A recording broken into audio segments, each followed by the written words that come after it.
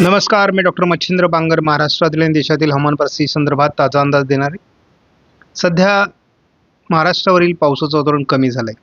किरकोळ वातावरण हे विदर्भामध्ये होतं. आता कमी दाबाचं क्षेत्र हे राजस्थानच्या काही भागावर आणि गुजरातच्या काही भागावर प्रभावी आहे. त्याचा थोडा परिणाम कोकण किनारपट्टीच्या उत्तर भागामध्ये, म्हणजे यामध्ये मुंबई, ठाणे, पालघर, नाशिक पश्चिमचा काही भाग आणि पुण्याचा पश्चिमी काही भाग, या ठिकाणी अजूनही हलक्या ते मध्यम सरी होत आहेत. मात्र पावसात जोर आता बऱ्यापैकी महाराष्ट्रातला कमी झाला आहे. आज विदर्भातही थोडे पावसाच्या घटना घडलेल्या आहेत मध्यम स्वरूपाचा. महाराष्ट्राची स्थिती आता सध्या काय आहे? आपण जर नंदुरबारची परिस्थिती बघितली तर 60% घट आता आहे. म्हणजे थोडा पाऊस या ठिकाणी झाल्यामुळे थोडी सुधारणा झालेली आहे. मात्र धुळे जिल्ह्यामध्ये खूप सुधारणा झाली आहे. केवळ 12%ची घट राहिलेली आहे. तर 15%ची घट जळगाव जिल्ह्यामध्ये आहे. त्यामुळे आपण एकूणच जर बघितलं तर सुधारणा होते आहे, परंतु सगळंच अंडर कंट्रोल नाही. मराठवाड्यातील बरेच जिल्हे, म्हणजे आपण जरी या ठिकाणी हिरव्या कलरमध्ये काही जिल्हे बघत असलो तरी ते मायनसमध्ये आहे. आणि जुलै महिना हा जास्त पावसाचा असतो, सरासरीपेक्षा जास्त पाऊस या महिन्यामध्ये होतो. आणि मग पुढच्या महिन्यांमध्ये पाऊस जरी कमी झाला तरी ती सरासरी जुळून येते. परंतु जर जुलैमध्येच पाऊस कमी झाला तर ऑगस्ट हा कमी पावसाचा महिना आहे, सप्टेंबर त्याच्यापेक्षा कमी पावसाचा महिना आहे. आणि त्यामुळे डेफिसिट म्हणजेच जो सरासरी फरक आहे तो अधिक वाढत जातो. बघूयात आत्तापर्यंत काय परिस्थिती आकडेवारीमध्ये आहे. सुरुवातीला आपण असं बघतो की 106% पाऊस हा कोकण आणि गोव्यामध्ये झालेला आहे. 115% पाऊस हा मध्य महाराष्ट्र आणि इतर काही भागामध्ये झालेला आहे. मात्र पुन्हा एकदा मराठवाडा 33% आणि विदर्भही 33% घटमध्ये किंवा या ठिकाणी कमी पाऊस झालेला आहे. त्यामुळे दुष्काळी परिस्थितीतून आपल्याला जुलै या विभागासाठी बाहेर काढू शकलेलं नाही. एकूण 97% पावसापर्यंत आपण पुन्हा एकदा महाराष्ट्रामध्ये पोहोचलो आहोत. आणि आपण आपला अंदाज असा दिलेला होता की साधारण महाराष्ट्रामध्ये 97% पाऊस होईल. तर आता ही 30 सप्टेंबरला 97% पावसाची अपेक्षा आपल्याला आहे. तोपर्यंत याच्यामध्ये खूप चढ उतार होतील आणि मग याच्यामध्ये ±5% आहेत. त्यामुळे आपला अंदाज जुळणार असं मला वाटतंय. परंतु ऑगस्टमध्ये पुन्हा ही आकडेवारी खूप घसरणार आहे आणि तिला सप्टेंबरमध्ये आणि ऑगस्टमध्ये किती साथ मिळते हे फार महत्त्वाचं आहे. कारण एलिनो अतिशय स्ट्रॉंग होणार आहे. त्यामुळे त्याचा परिणाम आपल्याला महाराष्ट्रावर दिसणार आहे. देशातल्या परिस्थितीत काय सुधारणा होती ते आपल्याला बघणं आवश्यक आहे. तर या ठिकाणी आपल्याला स्पष्ट दिसतंय की पूर्व गुजरात, मध्य प्रदेश, महाराष्ट्राचा भाग आणि जम्मू काश्मीर, लेह लडाख या ठिकाणी सरासरीपेक्षा जास्त पाऊस आहे. बाकी ठिकाणी मात्र देशात अजून सुधारणा नाही. मात्र राजस्थान, मध्य प्रदेश, छत्तीसगड आणि ओरिसा हा जो पट्टा आहे हा आता बऱ्यापैकी यामध्ये सुधारणा झालेली आहे.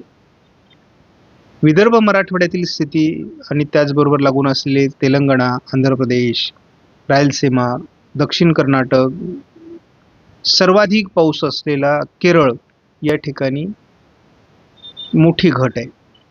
उत्तर प्रदेश आणि बिहार, झारखंड, पूर्वेकडील सर्व राज्य या ठिकाणी अजूनही, पंजाब, हरियाणामध्ये देखील खूप मोठी घट आहे. आणि खरं म्हणजे एल्निनोच्या वर्षामध्ये आपल्याला पूर्व भारतामध्ये सर्वाधिक पाऊस होतो असा अनुभव आहे. परंतु यावर्षी मात्र हा अंदाज खोटा ठरलेला आहे. बघूया यामध्ये काय सुधारणा होत आहेत. आणि आता आकडेवारी जर बघायची झाली तर 16%वर सध्या आपण येऊन पोचलोत. म्हणजे 84% पाऊस भारतामध्ये झाला आहे. आणि तसा जुलैतला 84% पाऊस हा खूप कमी पाऊस आहे. 100%च्या पुढे जुलैमध्ये पाऊस असायला हवा होता. म्हणजे कुठेतरी सरासरी 94-95 पर्यंत ती आली असती. परंतु चित्र फार समाधानकारक नाही.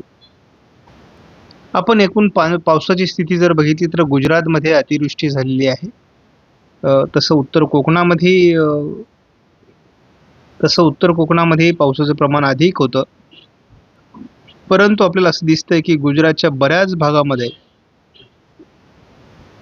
200 ते 250 मिलीमीटर पाऊस झालाय. काही ठिकाणी 300 मिलीमीटरपर्यंत पाऊस गेलेला आहे. त्यामुळे पूर परिस्थिती देखील गुजरातमध्ये निर्माण झालेली आहे.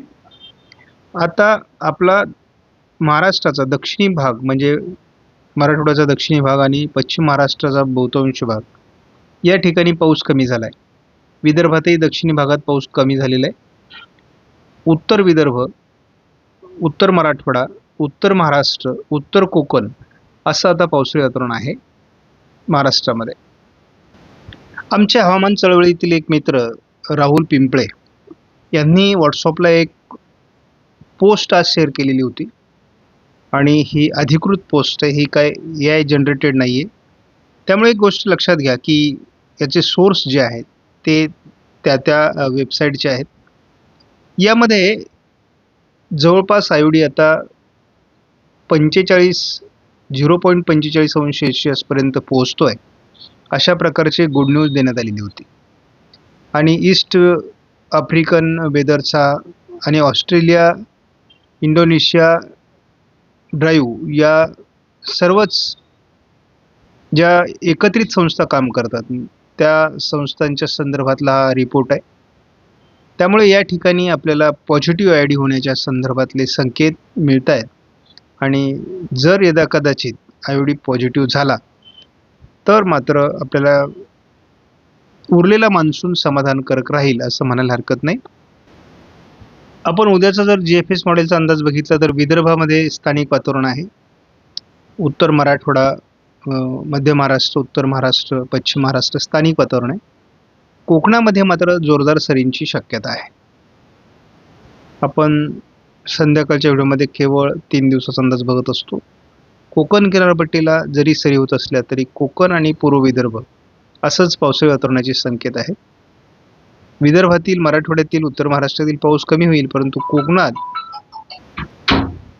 आपण या ठिकाणी बघतो की कोकणामध्ये आपल्याला 27 तारखेलाही पावसाची शक्यता GFS मॉडेलने दाखवली आहे. आपण SMW मॉडेलचा जर अंदाज बघितला तर कोकणामध्ये उद्या देखील पावसाचा अंदाज व्यक्त करण्यात आला आहे. उत्तर महाराष्ट्रात किंवा विदर्भामध्ये किरकोळ स्थानिक स्थिती राहू शकते. महाराष्ट्रात स्थानिक वातावरण जर तयार झालं तर पाऊस होईल, नाही तर अन्यथा पावसाची शक्यता कमी आहे. 26 तारखेपासून मात्र पुन्हा एकदा महाराष्ट्रामध्ये स्थानिक वातावरणाचा अतिशय चांगला पाऊस होणार आहे. ठिकठिकाणी काही ठिकाणी शेतातून पाणी निघेल किंवा आपल्याला बऱ्यापैकी पाऊस होण्याची शक्यता आहे. आणि त्या दरम्यान आपल्याला कोकण किनारपट्टीलाही जोरदार ते मुसळधार पाऊस काही भागामध्ये होऊ शकतो. यामध्ये उत्तर मराठवाडा, विदर्भ, पश्चिम महाराष्ट्र असं वातावरण आहे. 27 तारखेला महाराष्ट्राचा अगदी किरकोळ भाग जर सोडला, साताऱ्याचा आणि सांगली, कोल्हापूरचा, तर बहुतांश महाराष्ट्रामध्ये अतिशय उत्तम पाऊस होणार आहे. म्हणजे आत्तापर्यंतच्या पावसामध्ये आपण हा पाऊस अतिशय चांगला समजू, कारण दुष्काळी भागावर ही मेहरबानी असणार आहे. कारण आपल्याला कोकणामध्ये मुसळधार, तर उत्तर महाराष्ट्र, विदर्भ, मराठवाडा, पश्चिम महाराष्ट्र यामध्ये खास करून सोलापूरचा समावेश आहे. तर दक्षिण मराठवाड्यामध्येही म्हणजे लातूर, धाराशिव किंवा बीड, परभणी, नांदेडमध्ये देखील आपल्याला चांगल्या पावसाचे संकेत आहेत.